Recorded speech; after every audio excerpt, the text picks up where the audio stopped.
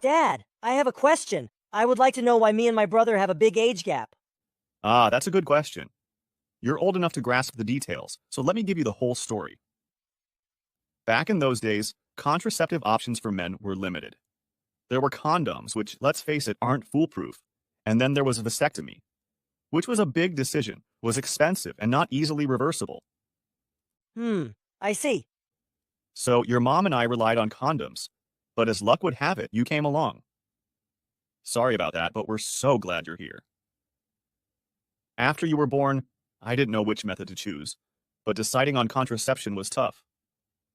Vasectomy wasn't appealing at the time, but we needed something reliable.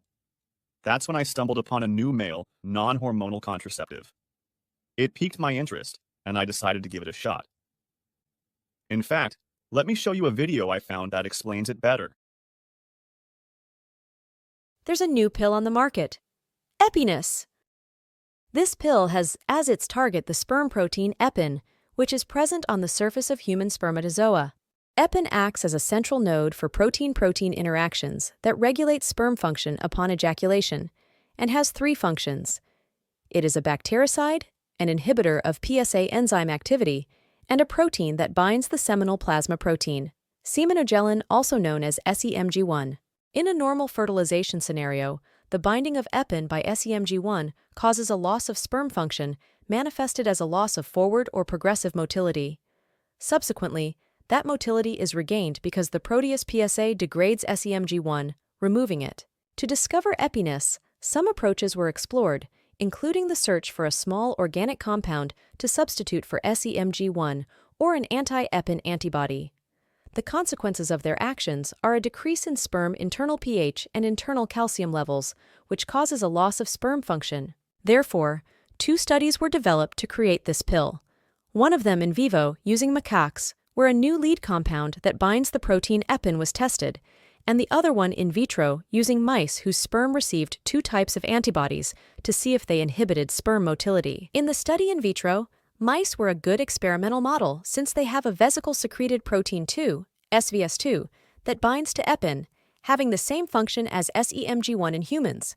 They isolated mouse epididymal spermatozoa, incubated them with anti-EPPIN S21C antibody that binds to the C-terminal of human EPPIN and anti-EPPIN Q20E antibody that binds to the N-terminal of murine EPPIN, and performed fertilization in vitro. The movement and motion patterns of sperm cells were analyzed, resulting in the following findings.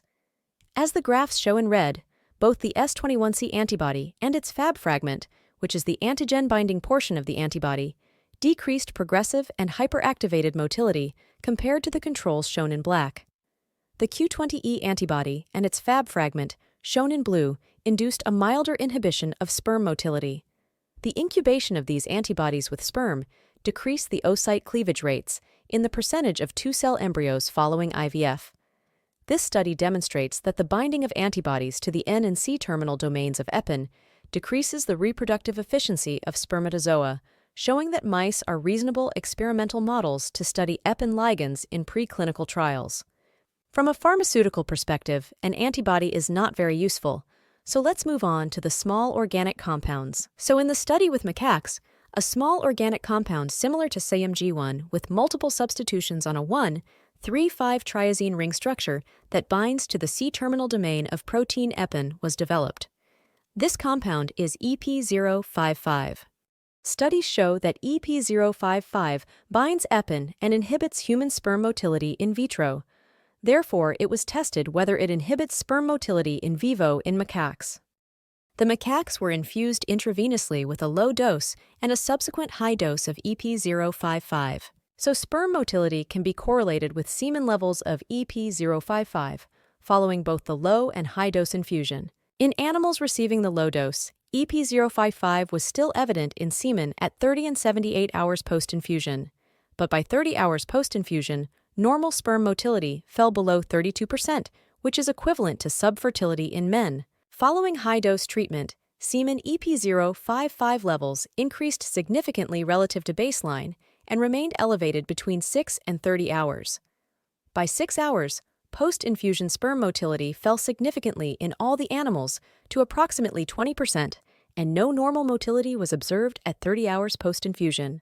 EP055 levels then declined, but were still evident in semen collected 78 hours post-infusion. Then there is a full recovery of normal sperm motility in all animals by 18 days post-infusion, indicating a reversible effect, and the macaques remained healthy, with no indications of side effects during or after drug administration. EPPINus was created in 2027, and that's how your brother came to be, a planned pregnancy, a dream carefully prepared and realized. Unlike you, who came into the world unexpectedly, but just as loved and special.